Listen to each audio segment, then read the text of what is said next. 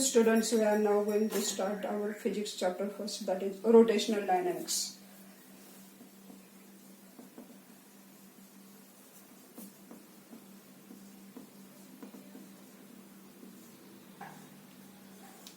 Now we are going to see the terms related to this chapter, that is what is meant by dynamics. We know that mechanics is one of the branch of physics in which we study the motion of the object. Dynamics is one of the branch of that mechanics. How that dynamics related to mechanics, that we are going to see now. Mechanics is divided into two branches, that is statics and kinetics. In statics, we study the object which are at rest, and in kinetics, we study the motion of the object. Kinetics is divided into two types, that is kinematics and another will be dynamics. In kinematics, we study the motion of the object with considering their causes, that is the force which is responsible to consider the motion of that object. And in dynamics, we study the motion of the object. In kinematics, we study the motion of object without considering their causes. That means we have to not consider the force which is responsible for the motion of that particle. In dynamics, we have to consider the force which is necessary for that motion. That means dynamics is the branch of physics which deals with the study of motion without considering their causes. This is related to the word dynamics. Now, we know that there are three types of motion. First will be translational motion that we have studied.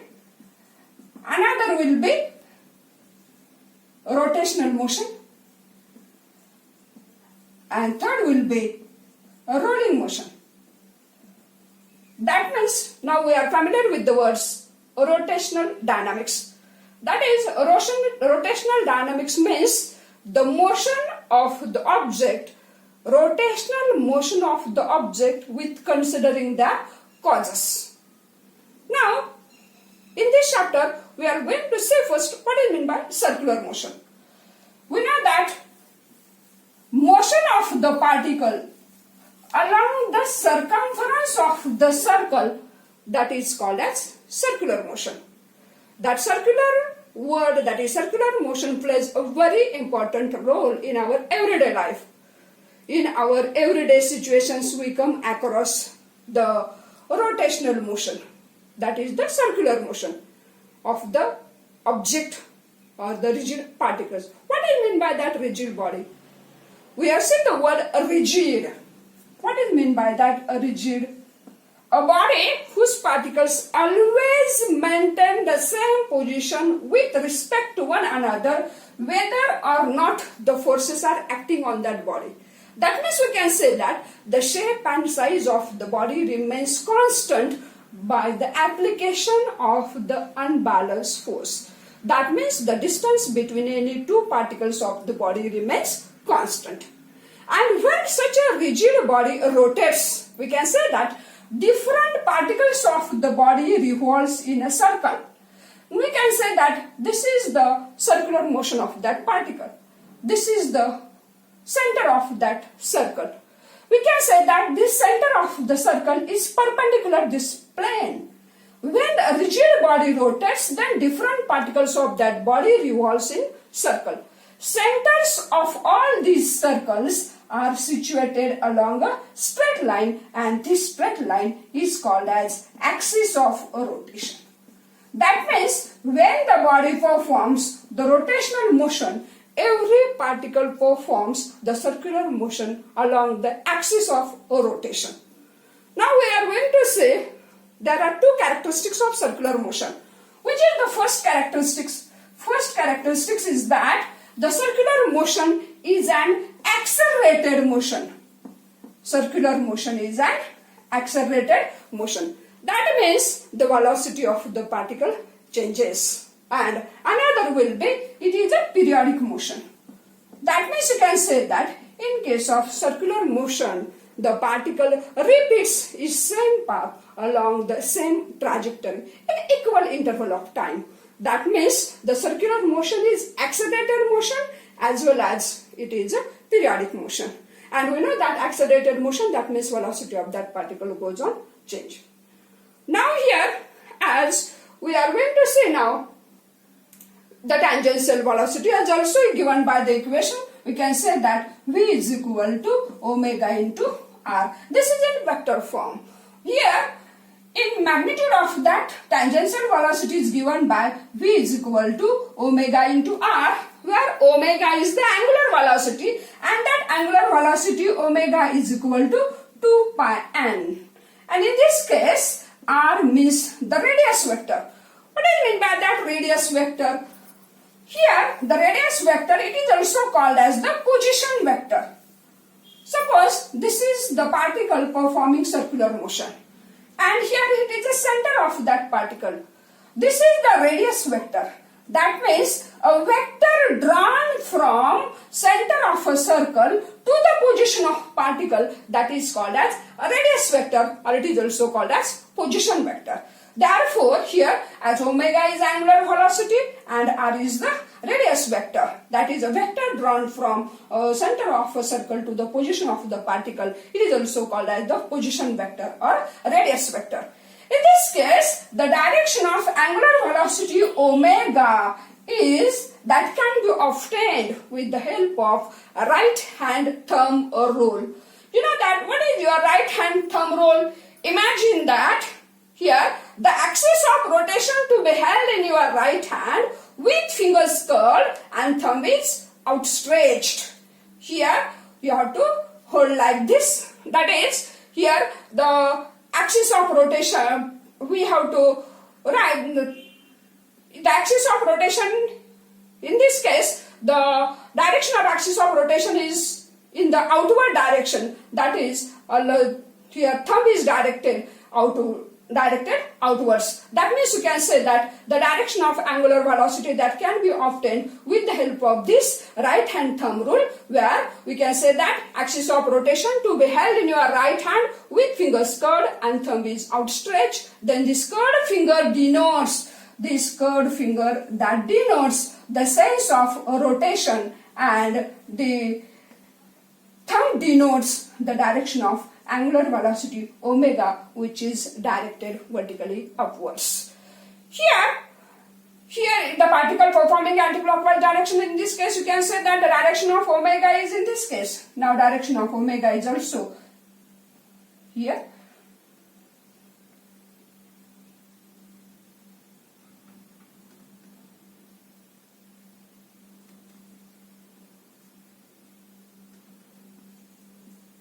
Like this. In this case, you can say that the direction of angular velocity that can be obtained with the help of this right hand thumb rule. As we are going to see now here, uniform circular motion. As we have said, circular motion is the motion of particle along circumference of a circle, then that is called as circular motion. Now here, the motion of particle along circumference of a circle with constant speed, then that is called as uniform circular motion.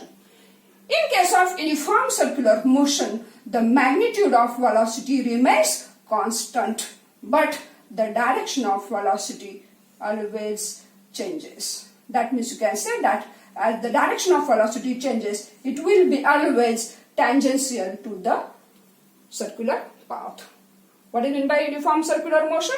The motion of particle along circumference of circle with constant speed, then that is called as uniform circular motion. Where in case of uniform circular motion, the magnitude of velocity remains constant, but the direction of velocity changes. In this case, the direction of velocity is always tangential to the circular path. Here, in case of uniform circular motion, the acceleration which is responsible for performing the uniform circular motion, that acceleration is called as radial acceleration, or it is also called as centripetal acceleration, and is given by AR, that is denoted by radial acceleration, and that will be equal to omega square r, where omega is the angular velocity and r is the radius vector, or its magnitude you can write it will be equal to AR is equal to r omega square, or it will be equal to V upon omega, or it will be equal to, it will be phi by r, or it will be equal to V omega. This is the magnitude of radial acceleration in case of uniform circular motion. Now here, as we have seen that acceleration in uniform circular motion, as it is always directed. Now we are going to see with the help of this diagram how that acceleration is directed along the radius towards the center of the circle. Now this is the particle performing uniform circular motion. This is the center of the particle. Here you can say that particle is at point P. This is the tangential velocity of that particle. This is the radial acceleration. You can say it will be equal to AR. It is directed towards the center, and our radius vector, this R, is directed away from the center of the circle. That means the centripetal acceleration AR, it is directed toward the center of the circle, and whose magnitude, you have to remember that AR is equal to R omega square. It will be equal to phi by R, or it will be equal to omega into phi.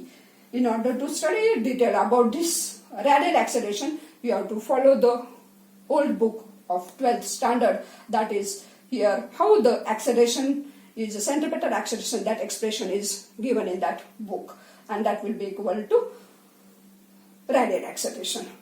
Here, now we are going to see here, in case of, what are the example of this uniform circular motion? The particles of the rotating, every particle of the rotating fan uniformly. Here, that is the example of this uniform circular motion. If we switch on, now we are going to see non-uniform circular motion. If we switch on or off an electric fan, then what happens? Then in that case, the speeds of every particle, speed of that particle goes on increasing, or it will goes on decreasing. Here, when that, but at that state, at the speed goes on increasing or decreasing, but their direction of velocity is always tangential to their circular trajectories.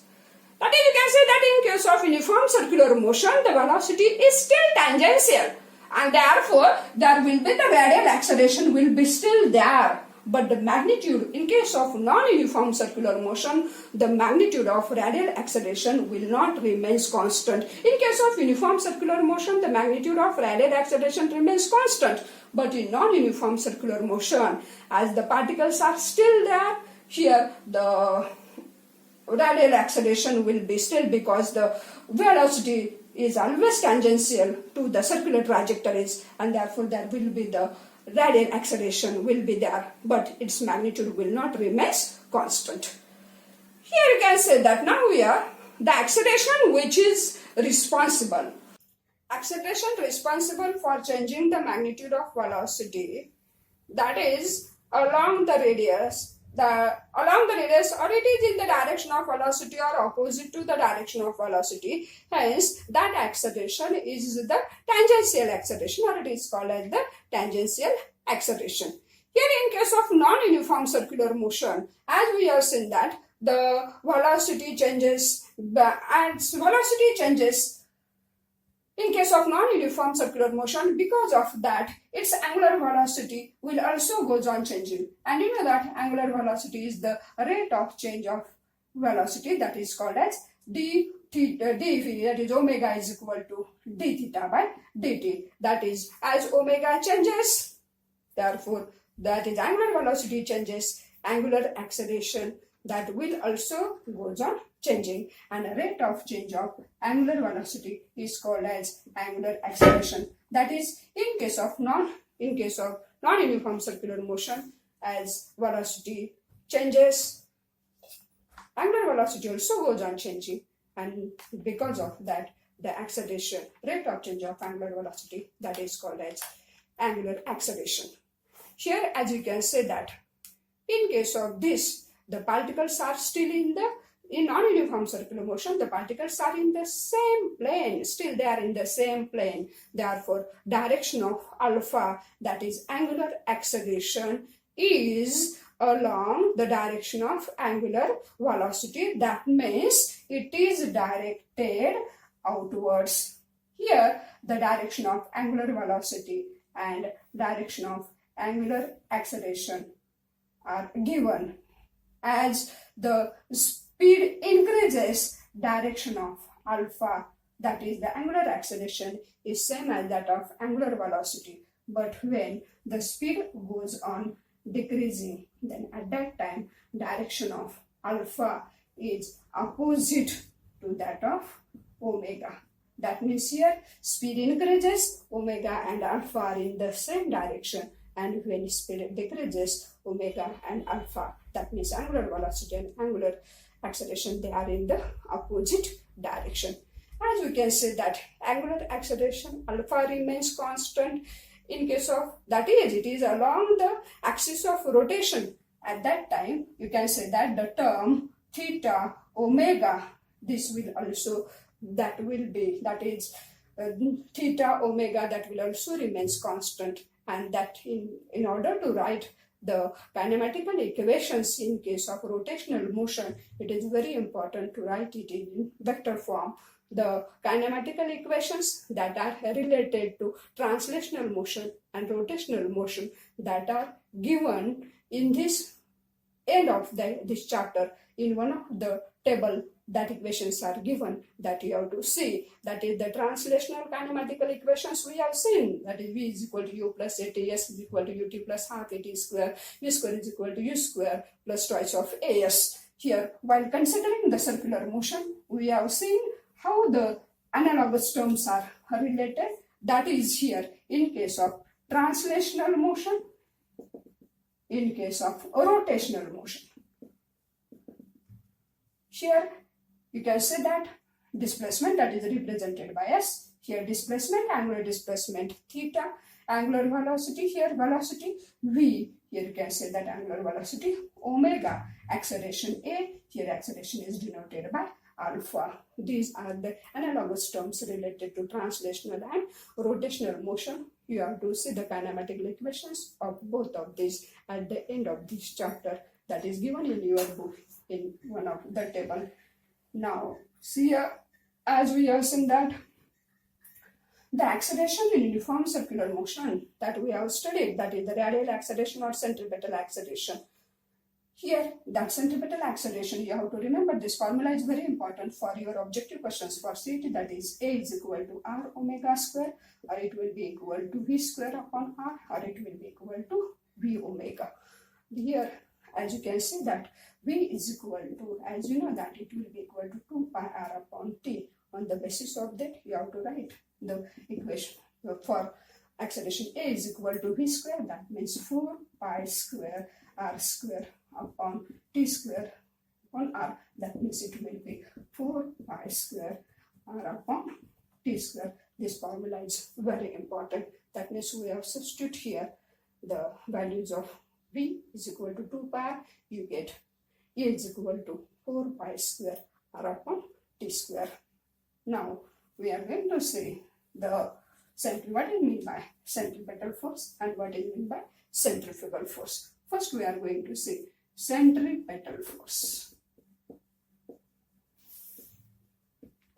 As we have seen that the acceleration which is responsible for the circular motion, that is the radial acceleration, it is always directed along the radius toward the center of the circle. That it is called as radial acceleration, or it is also called as centripetal acceleration. And the force which is responsible for this radial acceleration or centripetal acceleration, that force is called as centripetal force. What is meant by this centripetal force? The centripetal force is defined as force acting on a particle performing uniform circular motion directed along the radius toward the center of the circle, that is called as centripetal force. Now see here, the direction of, this is the particle performing circular motion. Here, this is the particle P, this is the particle moving with velocity V here. The centripetal acceleration here, we have to see now, that is the direction of this centripetal force. Centripetal force, that means force directed toward the center of the circle. This is the centripetal force. Direction of this centripetal force is always at right angles to the tangential velocity v. And therefore, in this case, the displacement in the direction of force is equal to 0, and therefore no work is done in this case, in case of centripetal force. According to, as you know that m is the mass of the particle and a with the acceleration of that particle, then according to Newton's second law, you know that force is equal to mass into acceleration. This is in vector form. That means force F is equal to m into, you know that a be the radial acceleration or centripetal acceleration, and that will be equal to m omega square r, and that will be equal to, you can say it will be equal to mv square upon r. This will be equal to mr omega square, or that will be equal to mv square upon r in vector form. Here the sign will be negative because the radial acceleration ar is equal to minus r omega square, where r is the radius vector directed away from the center of the circle. Centripetal force is directed toward the center of the circle, and therefore F is equal to minus m omega square r, it will be equal to mv square upon r. Here, as we have seen, the centripetal force, that is, in case of centripetal force, you have to remember certain terms or the certain points. First will be, number 1, centripetal, in this centripetal force is different at different point along the circumference of the circle. This is 1. In case of centripetal force, no work is done, that you have to write. Centripetal force is responsible for maintaining the uniform circular motion or for maintaining the circular motion, and you can say that the centripetal force is a real force. It is directed along the radius toward the center of the circle. These points you have to remember. And the magnitude of centripetal force, you have to remember the formula for magnitude of centripetal force is equal to mr omega square is equal to mv square upon r. These formulas are very important for you in order to solve the problems or for your CT questions, that is you have to remember. So magnitude of centripetal force is equal to mr omega square or mv square upon r, and that 4 points you have to remember. That is, it is a real force, it is always directed along the radius toward the center of the circle. No work is done.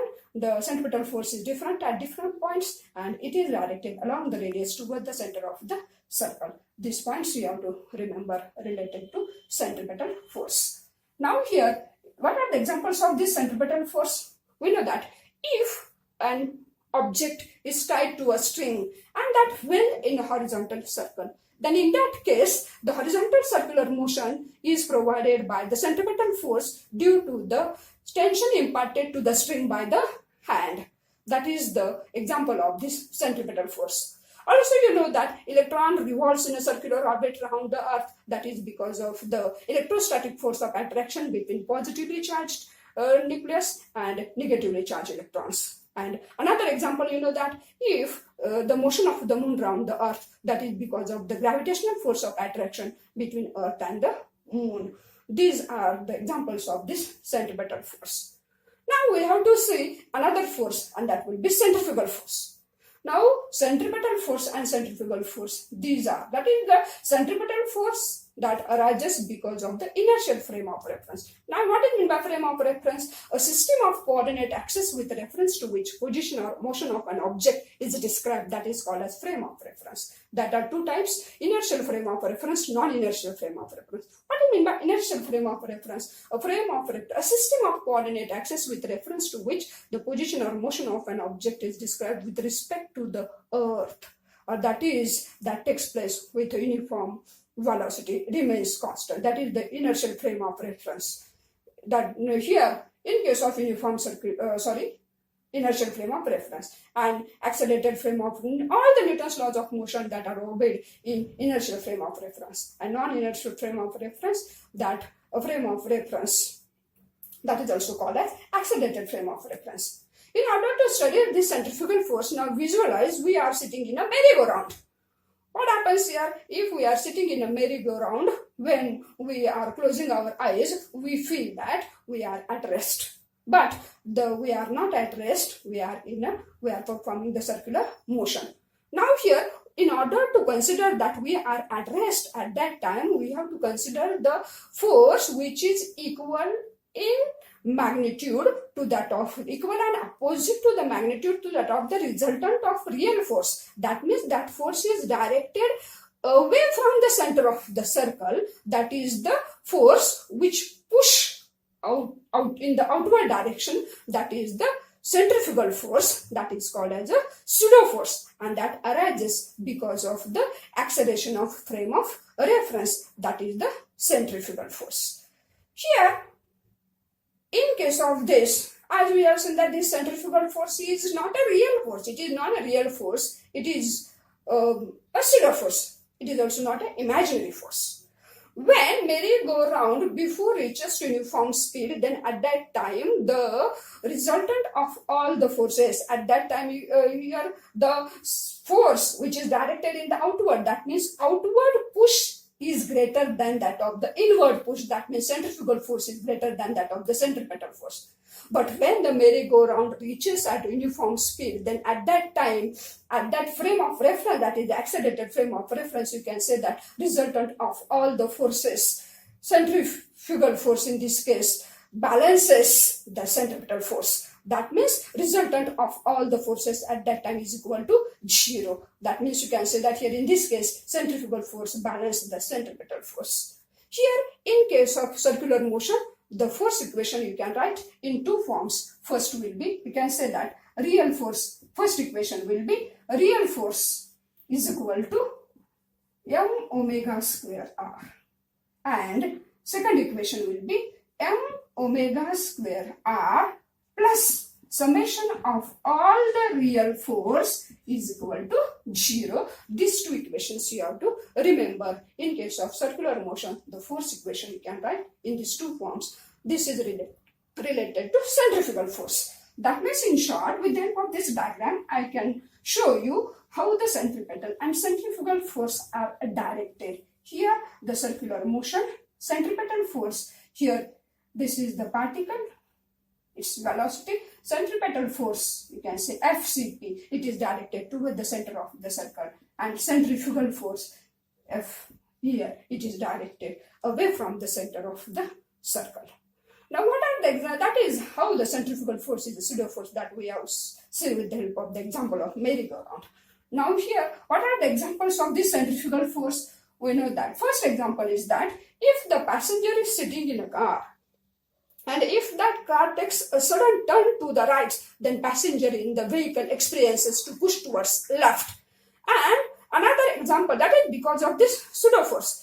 If a bucket full of water that filled in a vertical circle, in that case, the water does not spill, because at that time the centrifugal force balanced the weight of that water.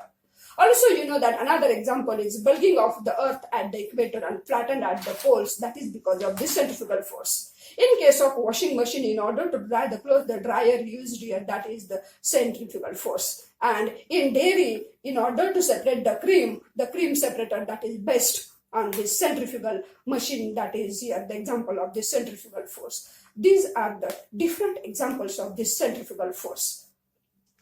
Now, here, question can be asked on this topic, that is, you have to distinguish between centripetal force and centrifugal force. Then next topic we are going to study in the next part.